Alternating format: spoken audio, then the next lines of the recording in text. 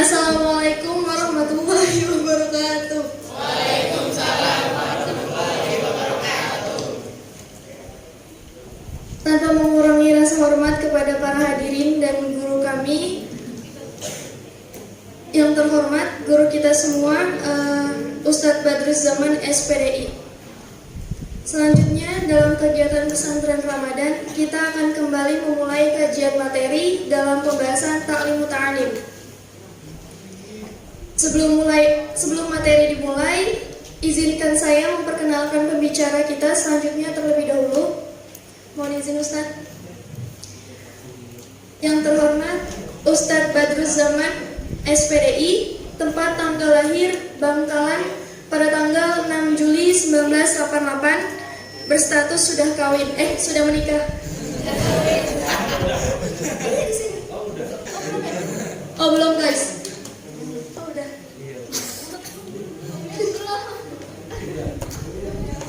Berstatus sudah menikah.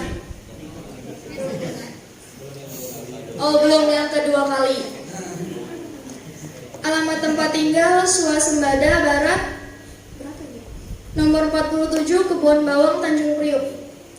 Pendidikan MI Miftahul Ulum pada tahun 1995 sampai 2000, MTS Al-Mas'udiyah tahun 2001 sampai 2004, MA Al-Khazini tahun 2004 sampai 2007, dan kuliah di IAI atau Institut Agama Islam Al-Khazini tahun 2007 sampai 2011. Pengalaman kerja, beliau mengajar di Pondok Pesantren Said Yusuf 2011 sampai 2012, penerjemah dan editor bahasa Arab di Penerbit Pustaka Azam tahun 2012 sampai sekarang, mengajar di SMP Al-Hadiriyah tahun 2021 sampai 2022. Organisasi beliau yakni sebagai Sekretaris LBM Lembaga Batsul Masail PCNU Jakarta Utara tahun 2019 sampai 2021. Anggota Komisi Fatwa MUI Jakarta Utara tahun 2020 sampai sekarang. Katib Syuriah MWC NU Tanjung Priok tahun 2019 sampai sekarang. Dalam sesi kajian Ta'lim Muta'alim ini, seperti sebelumnya, yakni terdapat waktu 60 menit untuk penyampaian materi dan sesi tanya jawab sesuai kondisional sebelum praktik dimulai. Kepada Ustadz Badruz Zaman, waktu dan tempat dipersilakan. Assalamualaikum warahmatullahi wabarakatuh. Waalaikumsalam warahmatullahi wabarakatuh. Bismillahirrahmanirrahim. Alhamdulillahirabbil alamin. Wa bihi nasta'inu ala umuri dunya waddin wa la haula wa la quwwata illa billahil aliyyil azim. Allahumma salli wa sallim wa barik ala sayyidina Muhammadin wa ala alihi wa sahbihi ajma'in, amma ba'du. Hadratal muhtaramin wa mukarramin, para asatid, wabil khusus yang saya hormati, orang tua dan guru saya Kiai Sibawah, mudah-mudahan selalu diberikan kesehatan oleh Allah Subhanahu wa taala, dan seluruh pengurus Musalla Al-Khairiyah, Remaja Al-Khairiyah, dan pesantren kilat pada siang hari ini yang sangat saya banggakan, dan seluruh santriwan dan santriwati, walaupun berapa hari? Satu hari. Oh iya. Walaupun satu hari kalian masuk dalam kategori santri Al-Khairiyah, mudah-mudahan selalu diberikan keberkahan oleh Allah Subhanahu wa taala. Langsung saja sore ini kita akan membahas lanjutan dari kajian yang tahun kemarin. Di sini saya kasih judul kunci sukses menuntut ilmu. Kita kalau mau sukses dalam menuntut ilmu, ini ada kuncinya. Kuncinya ini. Kalau di dalam kitab taklimnya, faslun fi ikhtiyaril ilmi wal ustadi wasyariki was sabat. Memilih ilmu guru, terus memilih teman, dan tabah dalam proses belajar mengajar. Kita bisa lihat dari 4 dari kunci ini, kalau kita bisa melewati, kita menjadi pelajar yang sukses. Tapi kalau kita kelewat di salah satu saja, kita kelewat, bakal gagal. Milih guru, milih ilmu, ilmunya benar, tapi gurunya salah yang dipilih, gagal, nggak bisa sukses dalam menuntut ilmu. Ilmunya benar yang dipilih, gurunya benar yang dipilih, temennya belangsang, gagal juga dalam menuntut ilmu. Ilmu benar yang dipilih, prioritas apa, guru benar, teman benar, tapi nggak tabah, nggak tekun dalam menuntut ilmu. Jadi orang anak-anak biasanya kalau baru menuntut ilmu agama, belajar ilmu agama, itu maunya sebulan udah bisa semua, tafsirnya bisa, hadisnya bisa, fikihnya bisa. Padahal gurunya yang ngajar dia sampai 20 tahun belajarnya. Siswanya, santrinya maunya sebulan udah bisa semua, kurang tabah. Akhirnya dia keluar dari proses belajar mengajar tadi, gagal, akhirnya nggak bisa sukses. Kuncinya ini, ilmu, guru, teman, dan tabah dalam menuntut ilmu. Sore ini kita akan bahas satu persatu. Kalian fokus saja di sini. Nanti insya Allah kalau kalian mau minta materinya sudah saya kasih, tinggal di print. Kalau panitia nggak nyiapin, nanti kalian yang pengen banget nih belajar ilmu ini tinggal print aja sendiri. Baik. Yang pertama, ini yang kanan Arabnya nih, cuman sudah saya ketik, saya harokatin, plus saya terjemahin. Kalian biar paham, ternyata guru itu baik banget. Yang pertama, memilih ilmu, ikhtiyarul ilmi. Sebelah kanan, yang bagi li talibil ilmi ayyaktarah min kulli ilmin ahsanahu wa ma yahtaju ilaihi fi amri dinihi fil hali summa ma yahtaju ilaihi fil ma'al. Bagi seorang pelajar harus memilih ilmu yang terbaik di antara sekian banyak ilmu, dan ilmu yang dibutuhkan dalam urusan agamanya serta dalam kehidupannya saat ini. Kemudian ilmu yang dibutuhkan pada masa yang akan datang. Ini cara kita untuk memilih ilmu. Yang pertama, kita harus memahami dulu kira-kira saat ini kita itu butuh ilmu apa. Ya, kita ini butuh ilmu apa? Ternyata sebelum balik seorang wanita dituntut untuk belajar tentang ilmu darah kewanitaan. Oh, berarti yang harus kalian pelajari terlebih dahulu adalah ilmu tentang darah kewanitaan. Itu yang sesuai dengan kebutuhan kalian. Jangan sampai nanti kalian setelah keluar darah kalian kaget, nangis manggil-manggil emaknya. Emaknya lagi masak di dapur, kalian teriak-teriak, "Mak, kenapa, Mak? Kok keluar darah?" Gitu kan. Ada yang begitu? Yang ketawa kayaknya begitu. Kenapa? Karena ilmunya belum ada. Kalau ilmunya dipersiapkan, maka nanti kalian akan menjalani semua itu dengan tuntunan ilmu dan tentunya nggak bakal kaget. Itu yang pertama. Paham ya? Bisa dipaham nggak? Di belakang paham? Kemudian wa yuqaddimu ala ilmat tauhid wa ya'rifu Allah ta'ala bid-dalil. Fa inna iman al-muqallid wa in kana sahihan indana lakin yakunu athiman bi tarkil istidlal. Seorang pelajar itu harus mendahulukan ilmu tauhid dan mengenal Allah Ta'ala berdasarkan dalil.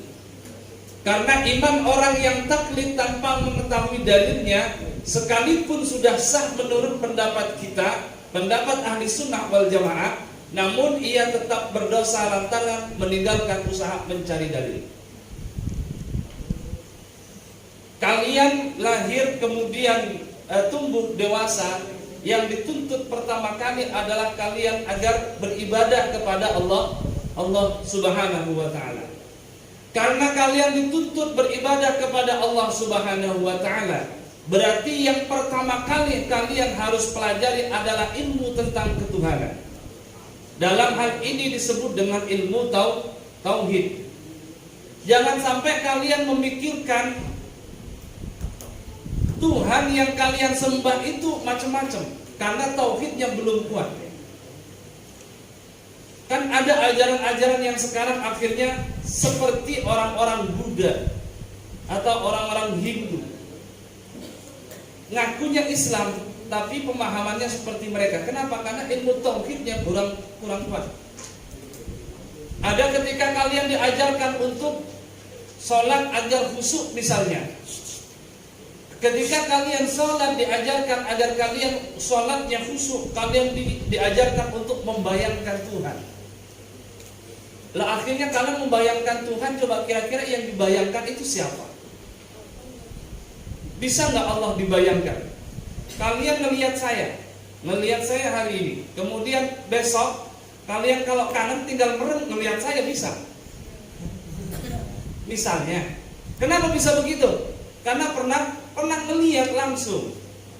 Kalau sekarang kalian kesuruh membayangin Tuhan, membayangin Allah, sementara kalian nggak pernah melihat Allah, coba kira-kira apa yang kalian bayangkan? Akhirnya apa? Berhala yang kalian bayangkan. Makanya harus belajar ilmu tauhid dulu. Kalau di kita kan masih ada yang belajar tentang wujud sifat-sifat Allah, yang akidah 50 itu. Wujud, qidam, baqa, mukhalafatul hawa. Bis apa masih hafal itu? Allah wujud, qidam,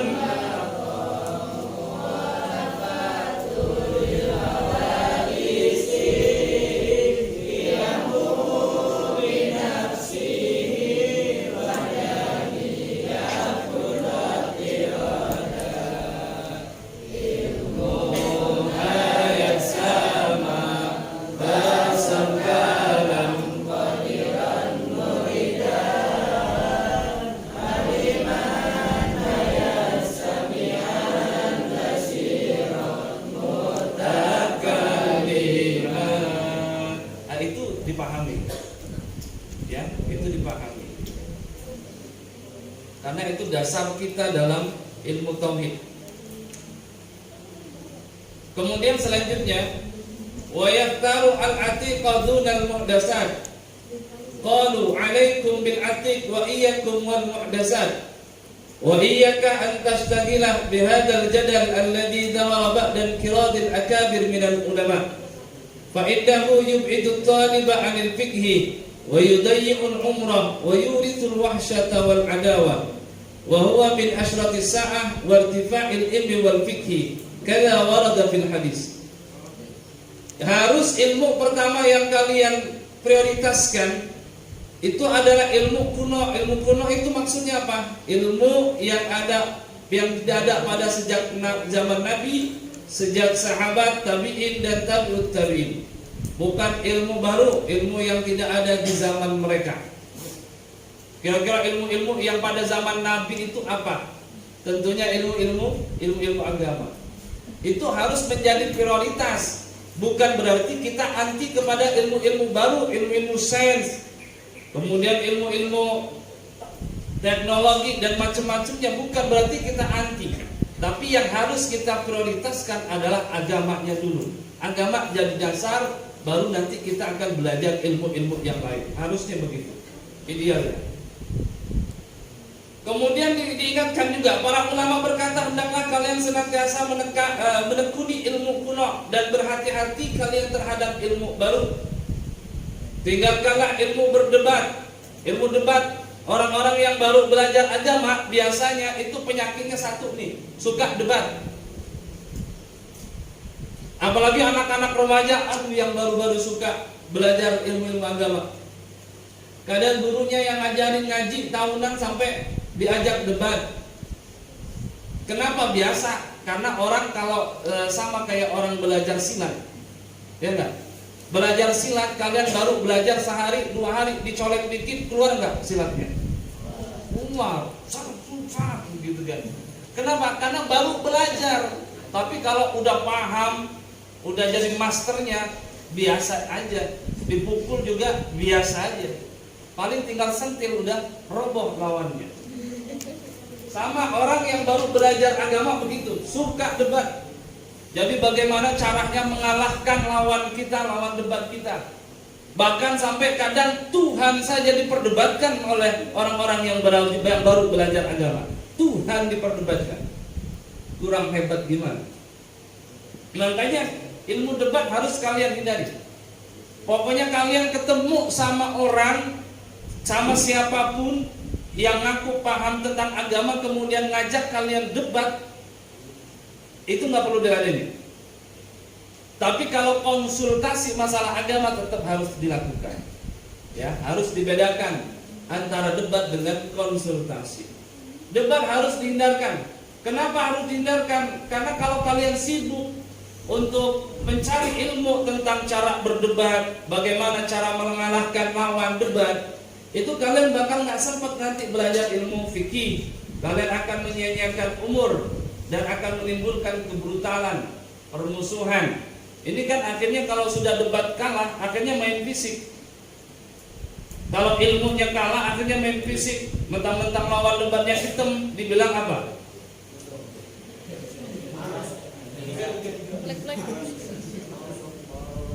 Akhirnya bawa-bawa fisik. Karena bawa-bawa fisik yang satu nggak kuat, akhirnya berantem, musuhan. Padahal satu pengajian, tempat satu majelis taklim harus dihindari. Ini memilih ilmu, cara memilih ilmu. Jadi kalian harus prioritaskan dulu kalian yang sekarang kira-kira butuh apa. Kalian sholat, bagaimana ilmu sholat kalian? Apalagi yang cowok. Yang cowok ini sudah balik semua nih, 15 ke atas semua. 15 ke atas, enggak? Di bawah. Tapi udah mimpi basah semua dari mukanya. Udah balik semua. Kalau sudah balik, kalian sholat sambil bercanda, itu malah batal sholatnya. Tapi anak-anak sepantaran begini malah suka bercanda sholatnya. Enak. Itu sudah dicatat, ada yang nyatet itu. Makanya harus dijaga, dicari ilmunya, digali ilmunya, ilmu tentang sholat, ilmu kiat-kiat bagaimana kita bisa khusyuk dalam sholat, apa saja yang perlu kita lakukan pertama kali agar kita termasuk orang yang bisa khusyuk dalam ibadah kita. Itu harus dipelajari. Kemudian setelah itu nanti kita akan belajar bagaimana ibadah-ibadah yang lain. Baik, selanjutnya yaitu memilih guru. Nah, sekarang cara milih guru. Kalau tadi ilmunya udah ketemu, ilmu yang harus kita cari adalah ilmu yang kita perlukan pada saat ini. Kemudian ilmu tentang tauhid. Sekarang setelah kita menemukan ilmunya, maka kita ada tugas yang kedua. Apa itu? Memilih guru. Jangan sampai milih gurunya salah. Ilmunya benar, gurunya salah. Emang ada Pak guru yang nyari guru salah? Banyak nyari guru salah. Makanya ini harus menjadi perhatian kita. Amma ikhtiyarul ustad fayanbaghi an yakhtara al-a'lam wal awraq wal asanna.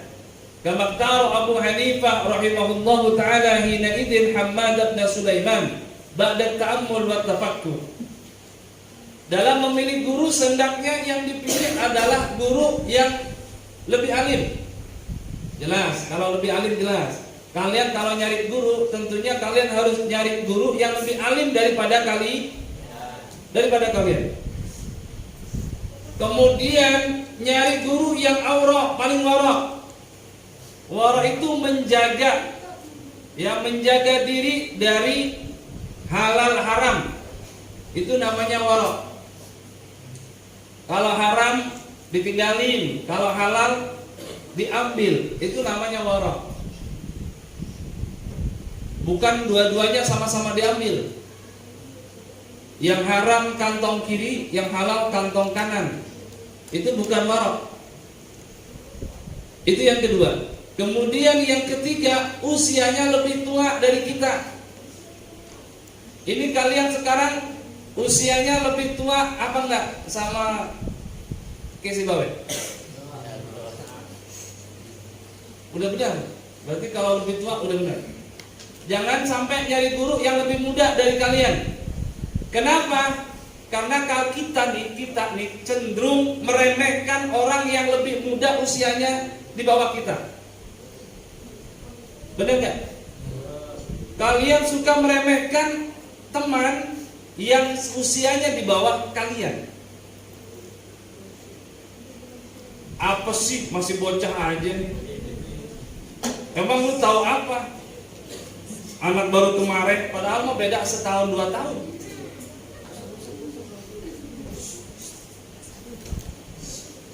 Anak SMA suka ngeremehin anak SMP. Kenapa? Karena lebih muda. Makanya harus kita mencari ilmu itu yang lebih tua usianya. Contohnya di sini seperti Imam Abu Hanifah itu memilih gurunya Hammad bin Sulaiman.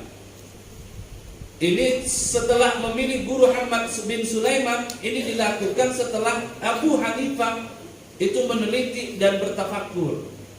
Jadi milih guru itu begitu, nggak ujuk-ujuk pengen datang ke majelis taklim kemudian pengen berguru, nggak sesuai ditinggal, nggak begitu. Milih guru itu harus dilihat dulu, diperhatikan, kemudian diangen-angen. Oh, setelah dirasa semuanya cocok, baru kita masuk. Saling ketemu sama guru kita, sampaikan niat kita kalau kita mau belajar agama kepada beliau. Imam Abu Hanifah ini pendiri mazhab Hanafi. Ya, pendiri mazhab Hanafi. Jadi beliau memilih guru namanya Hammad bin Sulaiman. Ini yang lebih tua, nanti di bawahnya. Wa qala rahimahullah wajadtuhu syaikhan waquran haliman saburan. Wa qala sabattu 'inda Hammad bin Sulaiman fanabbattu. Kata Imam Abu Hanifah memuji gurunya. Aku dapati beliau Hammad bin Sulaiman adalah seorang guru yang berwibawa, murah hati dan sabar. Milih guru harus begitu tuh kriterianya. Jangan sampai guru jadi teman cita-citakan kita. Habis belajar, kemudian duduk bareng, cita-citakan. Harus wibawa atau harus berwibawa. Kemudian murah hati itu penuh toleransi. Jadi nggak galak-galak benar. Murid salah main dilempar ke jalan, nggak begitu gurunya. Tapi murid salah minta maaf, dimaafin. Besok salah minta maaf, dimaafin lagi. Besok salah minta maaf, dimaafin lagi. Namanya guru. Emang ada guru yang sampai dendam sama muridnya? Nggak ada. Itu namanya guru yang alim, murah hati, kemudian sabur dan penyabar. Ini guru harus begitu. Kemudian kata Imam Abu Hanifah, karena memang dia memilih guru yang benar, sabattu inda Hammad bin Sulaiman fanabattu. Kata Imam Abu Hanifah, aku terus belajar kepada Syekh Hammad bin Sulaiman hingga aku berkembang mencapai derajat seorang mujtahid. Kealiman Imam Abu Hanifah itu tidak lepas dari gurunya yang bernama Syekh Hammad bin Sulaiman. Baik, selanjutnya ini enggak sama sebenarnya. Nanti di soft copy-nya ada itu. Tinggal kalian baca sendiri.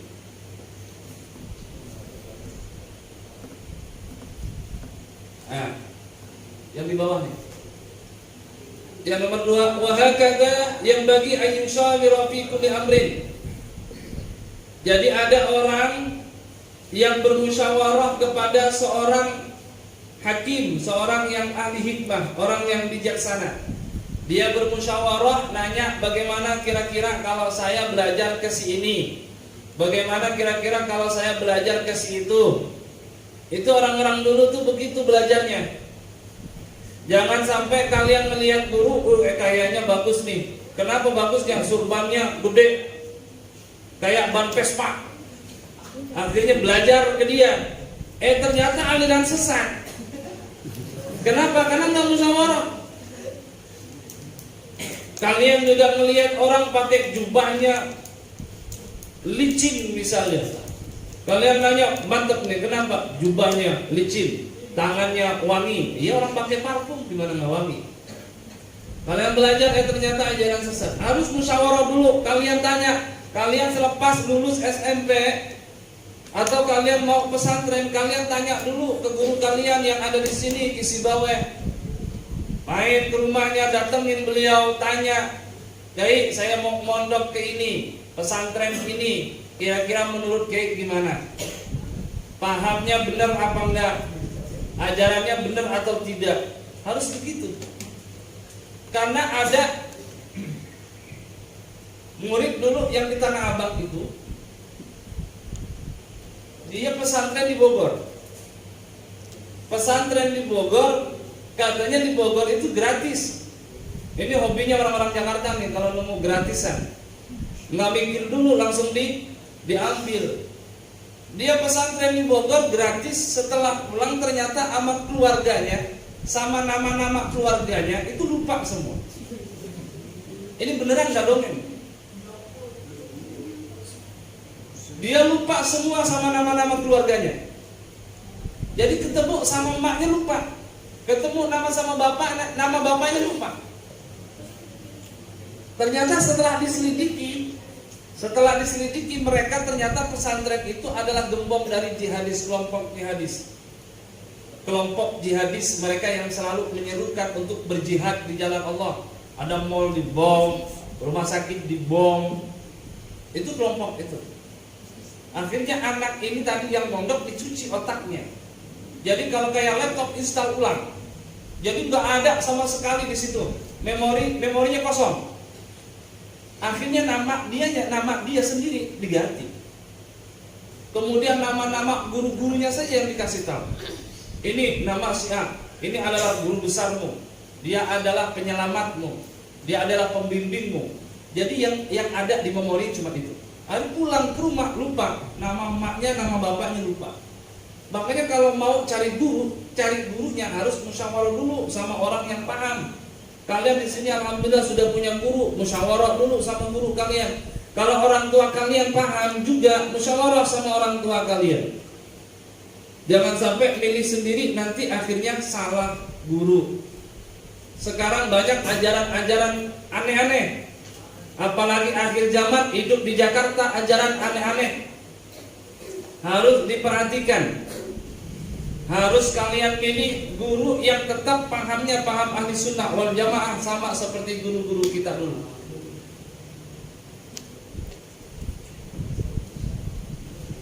Harus pandai musyawarah. Nah, terakhir yang kedua nih di bawah. Qila rajulun wa nisfu rajulin wa la syai'a. Jadi di sini ada 3 macam karakter orang nih. Kita di sini nih. Ada 3 karakter. Yang pertama adalah rajulun.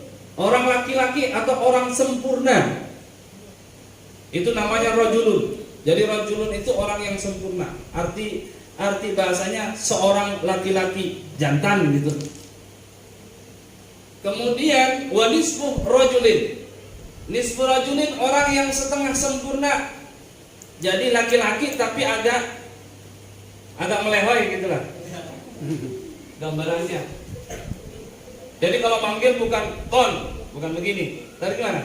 Tan gitu. Itu nisfu rajul.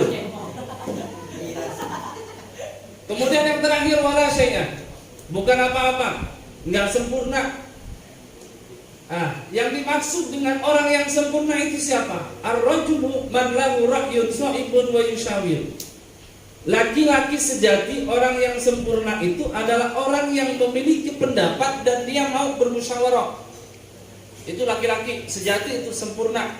Kalian kalau mau musyawarah, kalian ada di forum musyawarah, kemudian kalian punya pendapat yang gemilang, yang benar, tepat, kira-kira yang lain kagum nggak kira-kira? Kagum. Ada orang yang kemudian semuanya membahas permasalahan, satu permasalahan, nggak putus-putus. Ternyata kalian masuk, kalian langsung bilang harusnya ini begini, karena adanya ini dan ini. Kalau ini dan ini ada, maka ini dan ini akan terjadi. Yang lain bakal kagum. Luar biasa. Ini namanya ra'yun, lahu ra'yun sa'ibun. Dia memiliki pendapat yang benar. Wa yushawiru, dan dia mau musyawarah. Itu laki-laki sejati. Kemudian yang setengah yang tadi saya bilang itu, orang yang tidak sempurna, nisfu rajulin. Siapa? Man lahu ra'yun sha'ibun lakin la yushawiru. Dia memiliki pendapat yang benar, tapi dia tidak mau musyawarah. Jadi kalau di forum musyawarah, dia bisanya cuma diem aja, paling manggut-manggut, sesekali tidur. Kenapa? Karena nggak mau ikut berpendapat. Padahal dia punya pemikiran, ide yang bagus, yang gemilang, tapi dia nggak mau melontarkannya. Dia berarti nisfu rajulin, nggak sempurna. Biasanya orang-orang yang begitu nanti selesai forum baru dia ngomong di belakang. Harusnya tadi itu begini, si bapak itu salah ngomong begitu. Ada yang begitu? Di forum malu mau ngomong, nggak berani. Tapi giliran di luar komentar, itu namanya banci. Kalau nisfur rajul ya banci kan nisfur rajul, setengah-setengah, 50%, 50%. Kemudian yang terakhir, karakter orang itu la syai'a. Dia bukanlah apa-apa atau tidak memiliki kesempurnaan apapun. Siapa itu? Yaitu man la ra'yah lahu wa la yushawiru. Yaitu orang yang enggak punya pendapat, terus dia juga enggak mau musyawarah. Pendapat juga enggak punya, musyawarah juga enggak mau. Ini namanya la syai'a. Ini namanya laki-laki yang gagal, produk gagal. Udah yang penting saya ikut, diajak musyawarah, udah yang penting saya ikut. Ikut kemana coba? Harus laki-laki harus punya pendapat, berani melontarkan pendapatnya dan berani berargumentasi dalam musyawarah. Itu biasa. Baik. Saya ambil yang penting karena waktunya mepet ya.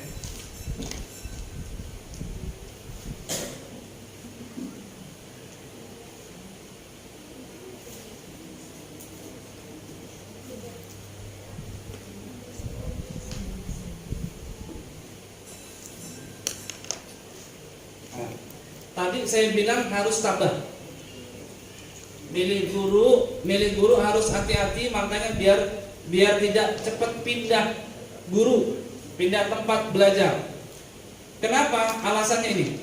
Kata Al-Hakim, "Idza dhahabta ila Bukhara fala ta'jal bil ikhtilafi ila al-a'immah wadkhul sahrayn hatta tata'ammala wa tahtara ustadan."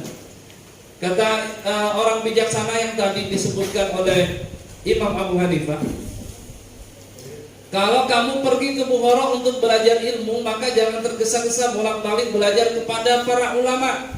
Akan tetapi diamlah sekitar 2 bulan hingga kamu dapat berpikir dan memilih seorang guru. Fa innaka idza dhahabta ila 'alimin, karena bila kamu pergi kepada seorang alim, wa bada'ta bisabqi indahu, kemudian kamu buru-buru belajar kepada dia, farubbama la yu'jibuka dari siyatahu, farubbama la yu'jibuka dari siyatuhu. Kemudian pelajarannya enggak menarik menurut kamu, fatatrukahu, maka kamu akan meninggalkannya. Wa tadhabu ila akhar, dan kamu akan pergi kepada guru yang lain. Kenapa kita dilarang untuk buru-buru? Karena itu akan menyakiti perasaan guru kalian. Makanya di Jakarta rata-rata kalau anak-anak ngaji itu biasanya ikut-ikutan. Anak-anak ngaji Al-Qur'an, pokoknya pengajian-pengajian. Ini ikut-ikutan. Kalau di Jakarta satunya tetangga teman main yang ngaji ke guru si A, itu biasanya nanti yang lain ikut semua. Kayak lebah. Sebulan 2 bulan, nah sebulan, seminggu 2 minggu, satunya berhenti semua. Iya, begitu nggak? Itu Jakarta begitu. Kenapa begitu? Karena mereka nggak pakai milih guru. Emaknya juga kadang nggak tahu anaknya ngaji di mana. Kadang kan nggak tahu orang tua kita ngaji di mana. Harusnya orang tua yang memilihkan. Orang tua milihin gurunya yang pas, yang tepat mana, baru dimasukin, dititipin. Jadi biar nggak begini. Kalau sudah pindah jelas. Kalau sudah pindah kita akan menyakiti perasaan orang lain, perasaan guru kita. Fala yubarak laka fit ta'allum, sehingga kita tidak diberkahi Makanya kalian jangan heran kalau kalian belajar agama, belajar Al-Quran nggak bisa-bisa. Kenapa? Karena kalian nggak punya adab sama guru-guru kalian. Kalian masuk tanpa permisi, pulang tanpa pamit kayak jelangkung. Kalau masih ada yang merasa seperti itu, sekarang guru ngajinya masih ada, dulu pernah ditinggalin begitu, sekarang minta maaf.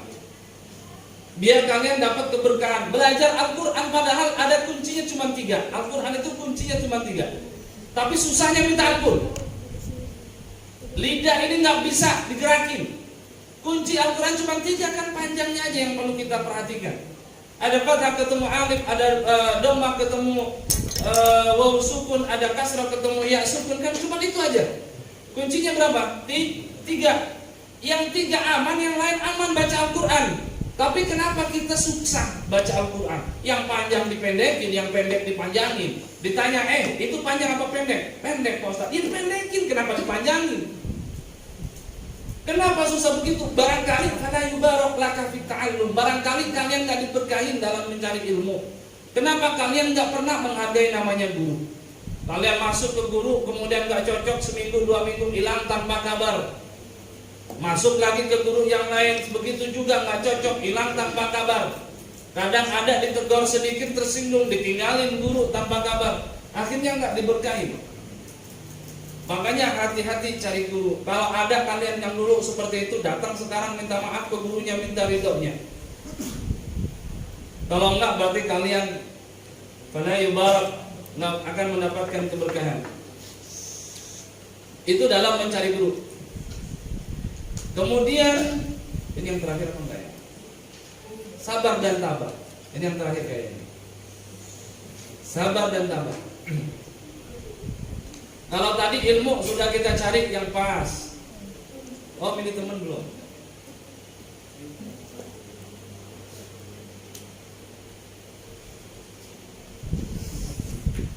Walam bi anna sabra was sabata aslun kabirun fi jami'il umuri walakinnahu azizun.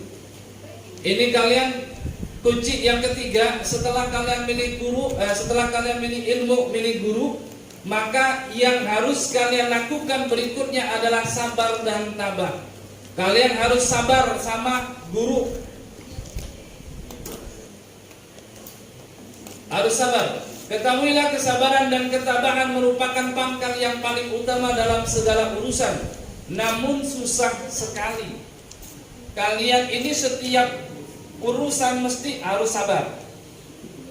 Ya, harus sabar. Kalian belajar Al-Quran butuh sabar enggak? Butuh sabar enggak? Butuh sabar. Dibentak-bentak sama guru kalian, tetap kalian ngikutin. Dibentak-bentak, harus sabar. Kemudian kalian belajar juga harus sabar. Belajar ilmu apa aja harus sabar. Harus sabar. Jangan sampai sehari udah pengen tahu semuanya. Nggak mungkin. Emang kayak laptop tinggal diinstal. Harus sabar. Tapi jarang orang yang bisa ini. Banyak orang-orang yang mau ke pesantren, nyoba di pesantren. Banyak yang nggak sabar di pesantren. Akhirnya pulang sebulan 2 bulan, pulang nggak mau balik lagi. Kenapa nggak bisa sabar? Mulai dari mandi ngantri, makan ngantri, sampai nyuci baju ngantri, kadang mau tidur juga ngantri. Gantian tidurnya nggak ada tempat. Dimana kalau kamar cuma 2x2, isinya ada 40 orang.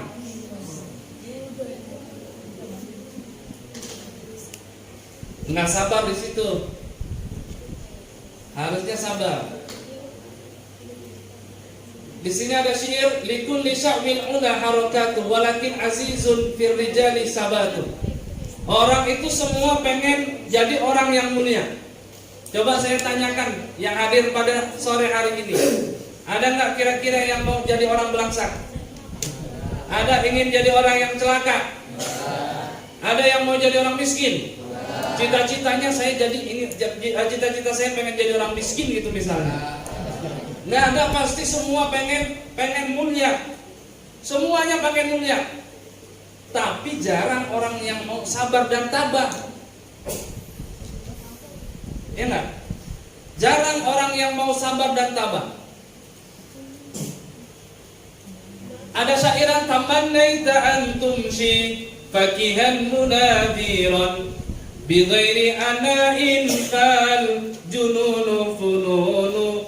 Kalian itu pengen jadi orang yang ahli fikih, kalian pengen jadi orang yang bisa diajak konsultasi, konsultan agama, tapi kalian nggak mau susah, nggak mau repot, nggak mau belajar. Maka kata ulama, fal jununu fununu, jangan-jangan kalian itu gila. Kalau kita mau mulia harus sabar dan tabah, itu kuncinya. Belajar juga begitu, harus sabar. Baik, intinya itu. Saya bacakan syair ini aja nih. Syairnya Sayyidina Ali karramallahu wajhah. Apa kata Sayyidina Ali? Ala la tanalul ilma illa bi sittatin sa'umbika an majmu'ina bi bayani dzakain wa hirsin wasdibarin wa bulghatin wa irsyadi ustadin wa tunis zamani. Kata Imam Ali bin Abi Thalib, ala la tanalul ilma, kalian tidak akan memperoleh ilmu illa bisittatin, kecuali dengan 6 syarat. 6 syarat dicatat. Apa saja 6 syaratnya? Yang pertama, dzakain. Dzakain itu artinya cerdas. Kalian harus punya kecerdasan.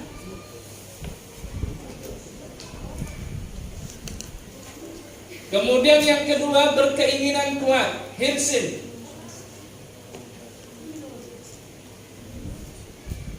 Kemudian yang ketiga, istibarin, sabar.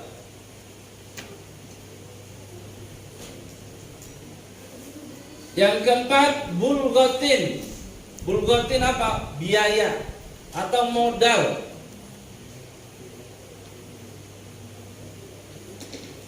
Yang berapa itu? 3. Yang keempat, irsyad ustadin, bimbingan guru. Wa tuli zaman, dan waktu yang lama.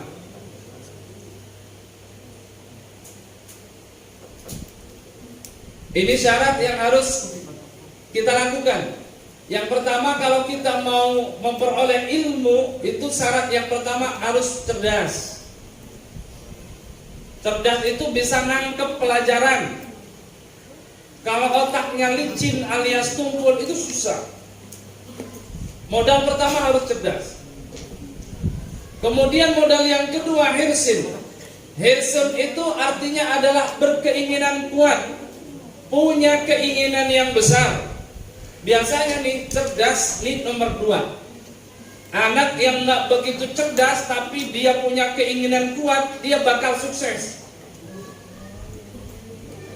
Yang penting punya keinginan yang kuat. Kemudian setelah punya keinginan, istibar, harus sabar. Sabar juga harus punya biaya, punya modal. Kalian kalau mau gratisan belajar, gak usah lanjut belajar. Kenapa? Karena nggak mungkin kalian bisa punya ilmu. Kalian datang ke guru. Guru, saya mau belajar. Belajar apa? Al-Quran. Al-Qurannya mana? Kalau kalian nggak mau ngeluarin modal, Al-Qurannya punya Pak Guru lah. Kata Pak Gurunya kurang asem. Harus ngeluarin modal. Apa minimal? Beli Al-Quran. Kemudian kata gurunya, besok kita belajar fikih. Yang harus dipersiapkan adalah buku dan bolpen. Kalian harus ngeluarin modal lagi, beli buku dan bolpen. Jangan sampai minta ke gurunya lagi. Akhirnya kalau kalian semua minta ke guru, akhirnya kapok orang yang mau jadi guru. Kenapa?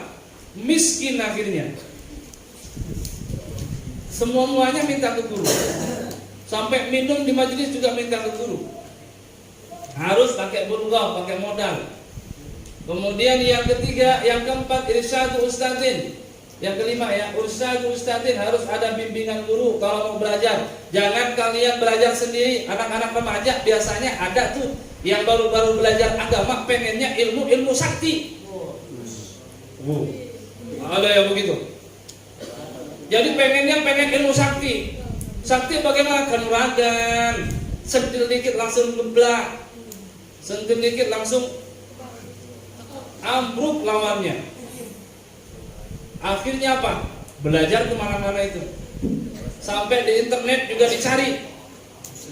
Coba cari ilmu di internet. Ngetik apa? Ngetik ilmu kanuragan. Membunuh tanpa menyentuh.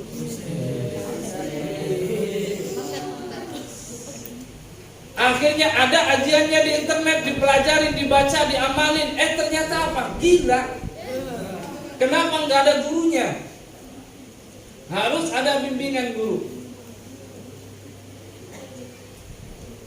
Ada juga kadang yang pengen nyembuhin orang kesurupan, anak-anak muda, kan kelihatan keren tuh. Apalagi sekarang di YouTube itu banyak yang dipublis di situ. Jadi orang-orang yang lagi ngobatin kan keren, narik gitu, langsung sembuh gitu kan. Itu kan anak-anak sepantaran kalian biasanya suka kaget melihat begitu. Keren ya, pengen belajar seperti itu. Akhirnya belajar. Malah ada yang kesurupan beneran tetangganya. Diobatin. Bukan tetangganya yang sembuh, kalian malah juga ikut kesurupan. Kenapa? Karena bimbingan gurunya kurang pas. Kemudian yang terakhir adalah tulus zaman. Tulus zaman adalah waktu yang lama dalam belajar, nggak bisa singkat. Harus lama dalam belajar. Baik, memilih teman. Nih, milih teman nih. Kalian kalau tadi ilmu sudah benar kalian pilih, guru sudah benar kalian pilih, kalian mau sabar mau tabah. Tapi teman kalian salah, kalian pilih teman. Kalian bisa hancur. Di sini disebutkan wa ammat tiyarus syarik, memilih teman. Fayam bagi ayat tara al-mujidda wal wara'a wa sahibat tab'il mustaqim al-mutafahim. Kalian harus memilih teman. Harus memilih teman yang tekun. Milih teman malas jangan dipilih kalau teman malas. Harus milih teman yang miroi, menjaga dari perkara haram dan syubhat. Biasanya kita kalau nyolong mangga atau nyolong jajan di toko itu karena diajak teman, biasanya begitu. Kita jalan pulang sekolah, kita haus, nggak punya duit. Kata temannya, tuh warung kayaknya nggak ada yang jaga tuh. Akhirnya satu masuk sabet air aquanya, padahal cuma aku aja nyolong tong. Harus cari yang miroi, menjaga diri dari perkara haram dan syubhat. Kemudian sahibat tab'il mustaqim, berwatak lurus. Jadi wataknya bener nih. Nah, konslet. Kalau wataknya konslet itu ada-ada aja. Orang lagi belajar malah tidur. Orang lagi belajar malah diajak ngobrol. Wataknya nggak lurus. Kemudian al-mutafahim, mau memahami. Al-mutafahim itu mau memahami keadaan teman, nggak egois. Nyari teman yang begitu. Terus yang harus kalian jauhi minal kaslan, teman yang pemalas. Mu'atil, teman yang pengangguran, maunya nganggur aja, nggak mau belajar, nggak mau sholat. Itu teman begitu masih kalian temenin. Coba apa yang kalian perjuangkan, apa yang kalian harapkan dari teman itu. Sholat nggak mau sholat, ngaji nggak mau ngaji. Maunya apa? Game tiap hari. Coba teman apa yang kalian harapkan dari teman yang modal begitu itu? Aneh ya. Tapi ada aja yang mau berteman orang seperti itu. Itu namanya al-mu'attil. Kemudian teman yang harus kalian jauh, al-miksar. Al-miksar apa? Banyak bicara atau banyak asal banget ngomongnya. Ada yang suka sama teman yang begitu? Wah, ada. Itu teman-teman yang begitu buang pada tempatnya. Kemudian selanjutnya teman al-mufsid yang suka membuat kerusakan, itu harus dihindari. Kemudian al-fattan, teman yang suka memfitnah. Al-fattan itu suka membuat fitnah, kegaduhan, itu fattan. bukan berarti menuduh orang aja fatan, fitnah dalam bahasa Arab. Fatan dalam bahasa Arab itu artinya adalah membuat fitnah, membuat kegaduhan. Jadi kalau ada teman yang iseng kemudian membuat kerusakan, membuat pertikaian, kehancuran, kegaduhan, itu namanya fatan. Harus dihindari teman-teman yang seperti itu. Jadi miripnya yang tadi, teman yang rajin itu deketin teman yang rajin tuh. Kalau ada kalian teman rajin, deketin. Yang cewek rajin nggak apa-apa deketin, tapi nggak usah dipacari. Mentang-mentang cewek temen rajin, ini kayaknya impian saya nih. Akhirnya nggak jadi temenin, malah dipacarin. Nggak jadi belajar, malah jadi pacaran. Ada yang begitu emang? Masih di bawah umur kok. Paling masih cintanya cinta monyet. Ketemu senyum-senyum sendiri. Ada lagi yang parah, ketemu malah ngumpet. Ada yang begitu.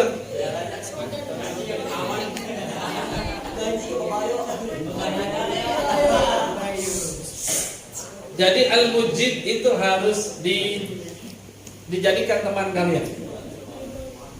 Orang yang sukses itu biasanya orang yang tekun. Pokoknya kalau tekun itu bisa mengalahkan apa aja, bisa dikalahkan. Karang di lautan bisa dikalahkan. Jangankan itu, hatimu juga bisa ditaklukkan. Karena sudah tekun. Tiap hari dicek, tiap hari mentagi, nggak dibalas-balas. Sehari, 2 hari tanpa patah semangat, mentagi lagi, mentagi. Sehari, 2 hari, 3 hari nggak dibalas. Akhirnya seminggu, kasihan nih, udah seminggu chat nggak dibalas. Akhirnya dibalas pagi juga. Kenapa? Karena tekun. Karena tekun begitu. Harus tekun, memang harus belajar itu harus tekun.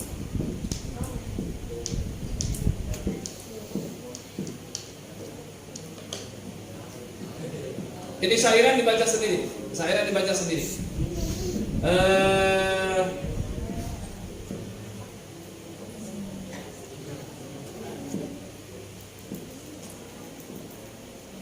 Kalian nanti kalau cari cewek, kalau kalian cari calon istri, kalian juga nggak usah susah-susah.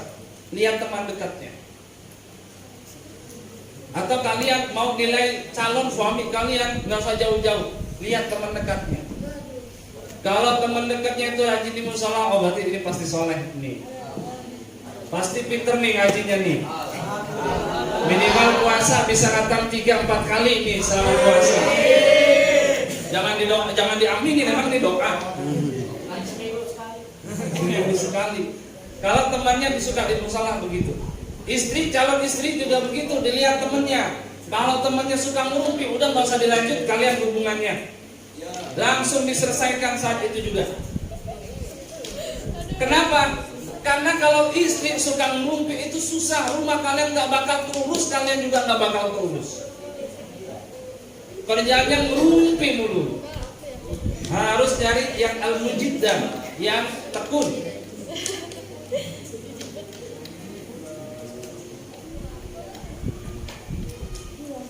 Ini terakhir.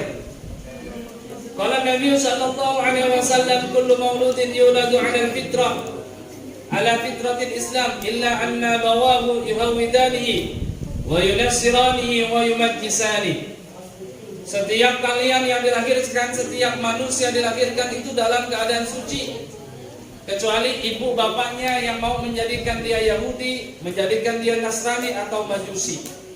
Ini maksudnya pengaruh kalian proses dalam belajar mengajar itu pengaruh dalam lingkungan keluarga kalian seperti apa, kemudian teman-teman kalian seperti apa.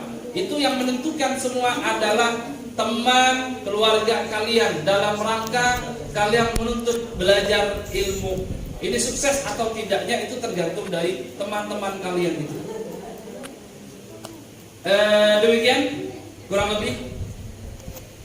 Ini bahasa Persia ya. Bahasa Persia. Sakyat yang kedua. Ya Rabbal bad turbadat zamaribat bihaqqi dzati biqillahi samad. Ya Rabbal arad tara siwa jahim. Saya juga nggak ngerti itu. Itu artinya di situ ada. Dari siapa? Dari guru-guru. Artinya begitu.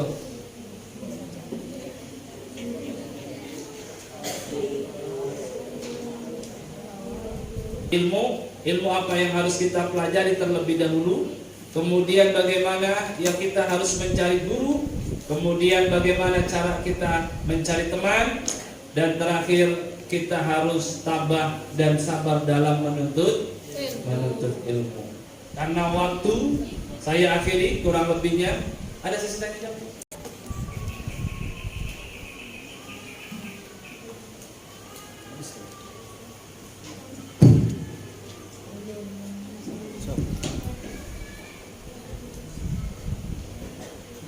Selanjutnya adalah sesi tanya jawab untuk ikhwan dan akhwat yang dicukupkan hanya 2 saja, masing-masing 1. Kepada hadirin dipersilakan.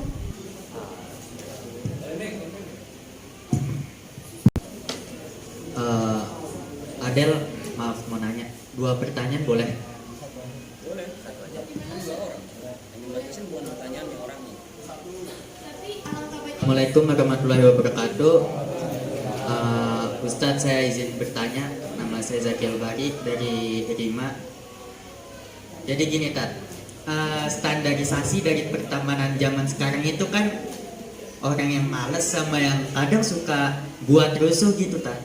Sekarang kan dianggapnya keren gitu kan. Waduh, cool nih atau apa.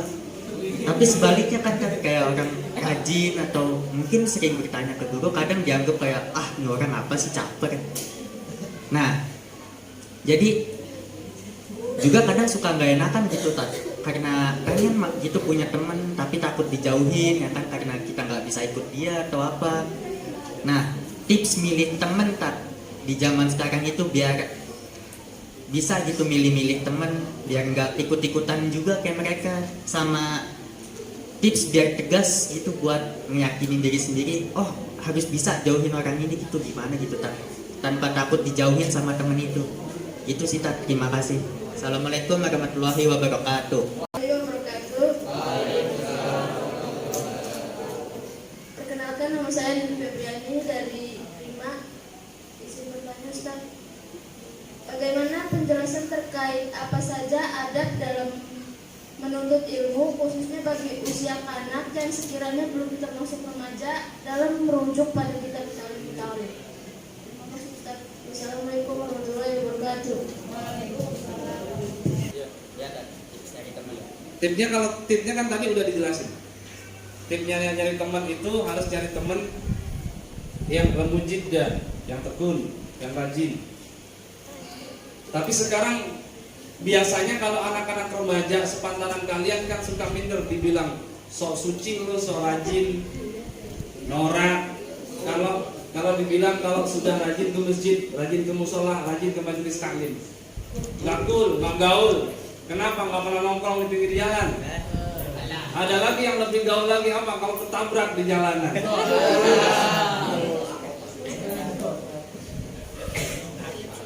Yang harus kalian perhatikan nih, anak-anak muda sepantaran kalian dalam rangka pencarian jati diri, kalian harus yakini bahwa kalian itu adalah sempurna.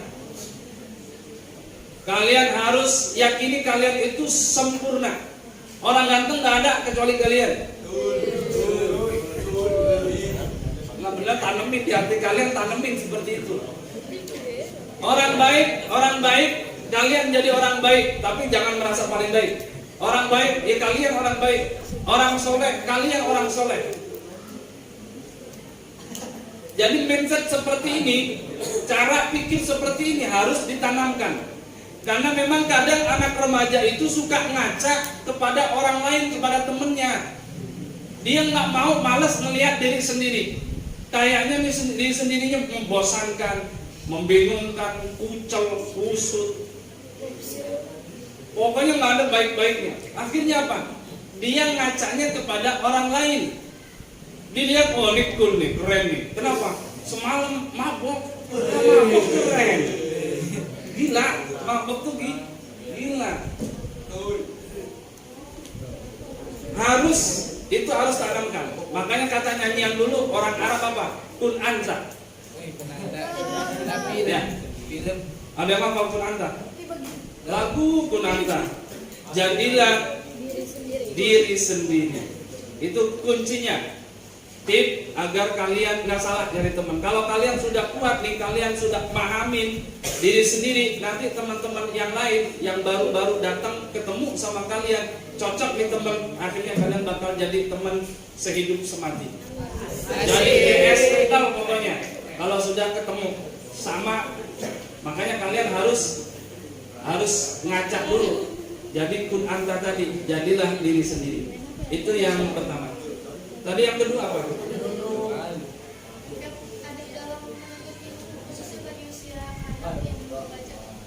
Ada ya.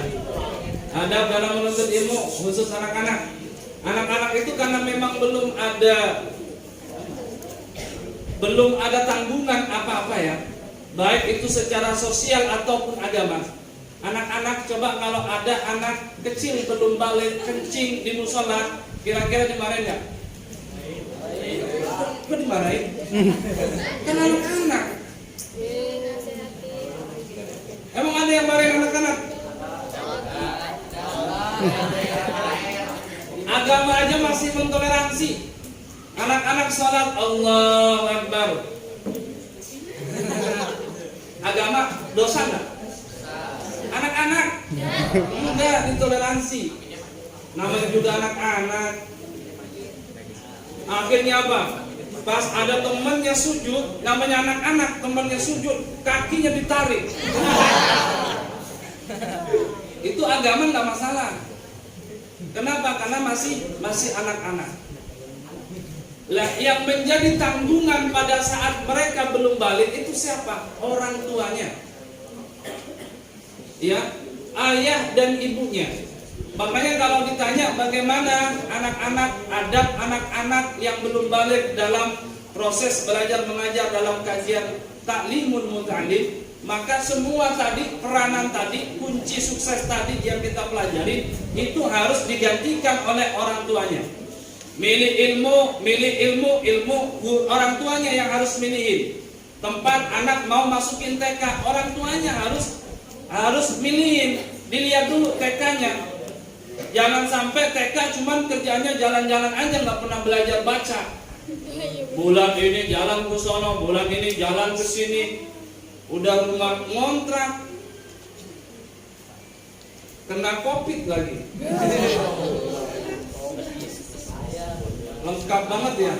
Makanya harus dipilih. Tugas itu siapa yang memilikan? Orang tuanya. Kemudian milih guru, siapa yang punya tugas itu? Anak ke pengajian, tempat Al-Quran, tempat TPQ, siapa yang memilikan? Orang tuanya. Jadi bapaknya atau ibunya dilihat. Coba dilihat itu guru ngaji, pahamnya paham apa? Jangan-jangan nanti malah syiah. Jangan-jangan nanti bukan diajarin ngaji, malah diajarin ngerakit bom misalnya. Jadi anak ngaji suruh ngerakit bom. Anak kecil pulang ke rumahnya, dia kemudian ngerakit bom, ditanya sama ibunya, "Nah, ngapain?" "Ini Bu, lagi mau jihad." Makanya yang punya tugas semua itu siapa? Orang tua. Sebelum balik, semua tanggung jawab yang ada dalam taklim itu adalah orang tua. Demikian kurang lebih, karena sebentar lagi sudah memasuki waktu maghrib. Kurang lebihnya, mudah-mudahan ini bermanfaat. Akhirul kalam, assalamualaikum warahmatullahi wabarakatuh. Alhamdulillah, materi pesantren Ramadan pada hari ini qadarullah telah berjalan dengan lancar. Saya selaku moderator mengucapkan banyak terima kasih kepada para pemateri, yaitu yang pertama adalah Ustadz Ahmad Sibawahi dalam penyampaian kajian mazhab, dan kedua Ustadz Badrul Zaman dalam penyampaian kajian ta'lim yang telah mengisi materi pesantren Ramadan pada hari ini.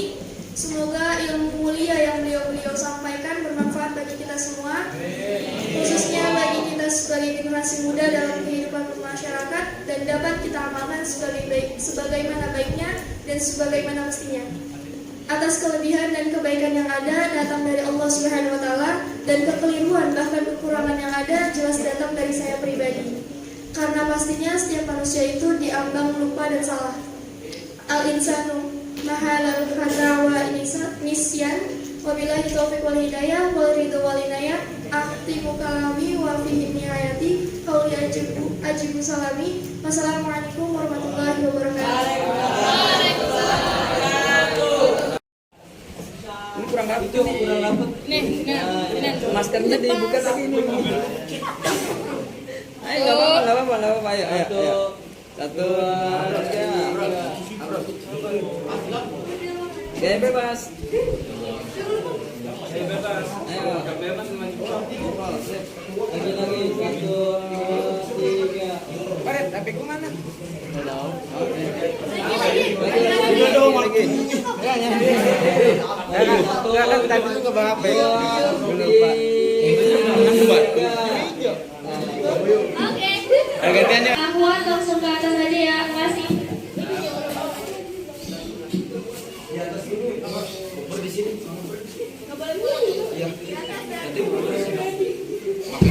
Mana kameranya nih?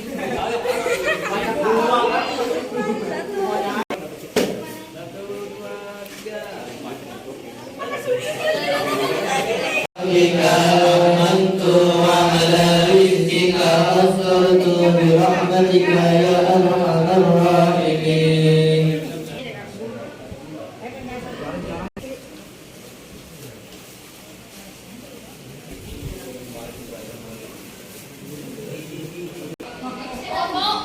Action kok absen.